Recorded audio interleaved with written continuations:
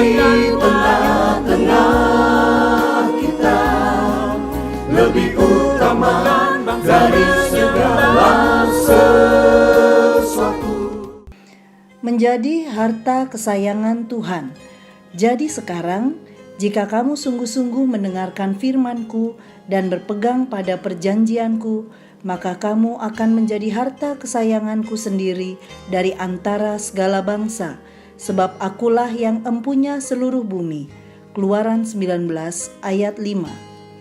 Sahabat Iktus yang dikasihi Tuhan, Tuhan Sang Pencipta langit dan bumi dengan segala isinya mengatakan kepada kita sebagai orang percaya, bukan hanya sebagai umat pilihannya, tetapi juga harta kesayangannya.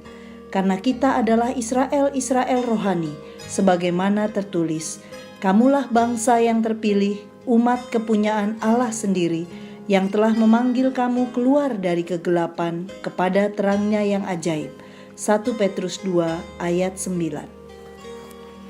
Latar belakang perjanjian ini adalah janji Allah kepada Abraham, Kejadian 12 ayat 1-3, yang diteruskan turun-temurun kepada keturunan Yakub, ayat 3. Allah mengikatkan dirinya kepada umatnya dalam perjanjian Sinai. Perjanjian ini dibuat berdasarkan kasih karunia, karena sesungguhnya umatnya tidak layak dipilih menjadi harta kesayangannya. Mari kita melihat bagaimana keunikan perjanjian antara Allah dan manusia melalui perenungan kita. 1. Dasar perjanjian, ayat 4. Dasar perjanjian itu adalah Allah sendiri yang telah bertindak membawa Israel keluar dari tanah Mesir, dari tempat perbudakan. Perjanjian Sinai bersifat anugerah karena Allah telah lebih dahulu menyatakan keselamatan kepada umatnya. Jadi, alasan Allah memilih dan membuat hal besar itu adalah rencananya sendiri, bukan karena kelebihan dan usaha Israel.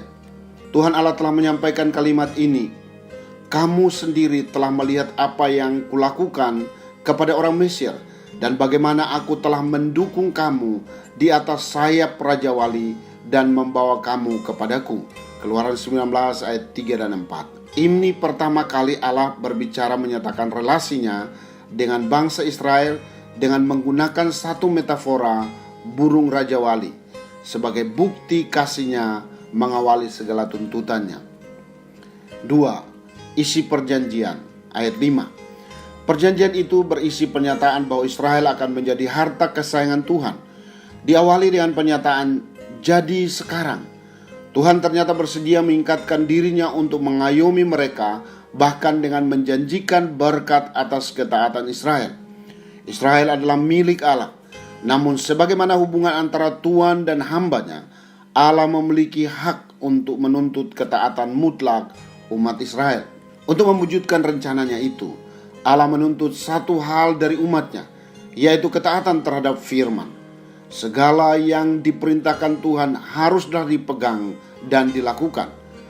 Namun hal mendasar yang perlu diingat adalah bahwa anugerahnya telah mendahului segala tuntutannya, sehingga dengan segenap hati umat Tuhan dapat menyatakan kesediaan untuk setia pada firman Tuhan sebagai rasa syukur atas anugerahnya. 3. Tujuan perjanjian. Perjanjiannya dinyatakan untuk sebuah tujuan mulia. Ayat 6. Kamu akan menjadi harta kesayanganku sendiri. Ini bersifat misioner, karena tujuan Israel dijadikan harta kesayangan Allah dari antara bangsa-bangsa lain adalah agar dapat menjangkau bangsa-bangsa tersebut. Israel dipanggil menjadi imam bagi bangsa-bangsa untuk mengenal Allah sejati. Mereka pun dipanggil untuk menjalani kehidupan yang kudus, sehingga menjadi contoh hidup yang Tuhan inginkan. Perjanjian Allah dengan Israel bertujuan agar Israel menjalankan perannya sebagai alat keselamatan bagi bangsa-bangsa lain yang belum mengenal Allah. Sasaran utama Allah adalah bangsa-bangsa, sehingga rangkaian berkat Allah adalah diberkati untuk menjadi berkat atau diselamatkan untuk menjadi alat keselamatan. Hal ini menandai bahwa sesungguhnya Tuhan menginginkan agar semua orang dari segala bangsa memperoleh anugerah keselamatan. Sahabat Iktus, Kita adalah milik Tuhan Yesus yang telah ditebus lewat pengorbanannya di salib. Melalui darahnya yang telah dicurahkan, ia menjadi perantara suatu perjanjian baru antara orang percaya dengan Allah. Lukas 22 ayat 20. Sungguh suatu anugerah besar bagi kita untuk menjadi milik Tuhan. Namun sama seperti umat Israel, kita ditebus untuk suatu misi yang serupa, yaitu menjadi umat yang kudus dan membawa berita keselamatan bagi bangsa-bangsa. Untuk menjadi harta kesayangan Tuhan, saya harus hidup dalam ketaatan. Jika kamu sungguh-sungguh mendengarkan firman-Ku dan berpegang pada perjanjian-Ku. Hal ini tidak menjadi beban berat buat saya, karena sebenarnya Tuhan telah terlebih dahulu melakukan yang terbaik untuk saya. Saya ingin melalui kehidupan saya yang taat kepada firman, maka orang lain dapat mengenal dan memuliakan Kristus. Sahabat Iktus yang dikasihi Tuhan, apakah saya telah meresponi pilihannya bagi saya untuk menyelamatkan saya dan menjadikan saya harta kesayangannya? Sudahkah saya sebagai harta kesayangan Tuhan hidup dalam ketaatan sesuai dengan perjanjiannya? Apakah saya sebagai harta kekayaan Tuhan telah menjadi berkat bagi bangsa-bangsa? Tuhan Yesus, saya bersyukur karena setelah saya percaya dan menerima Yesus sebagai Tuhan dan Juru Selamat, Engkau telah mengangkat saya menjadi harta kesayangan-Mu. Saya berjanji untuk senantiasa hidup seturut dengan perintah-Mu, sehingga melalui hidup saya banyak orang datang kepadamu Yesus. Jadikanlah saya alat keselamatan bagi bangsa-bangsa sesuai dengan kekayaan kasih karunia-Mu. Amin.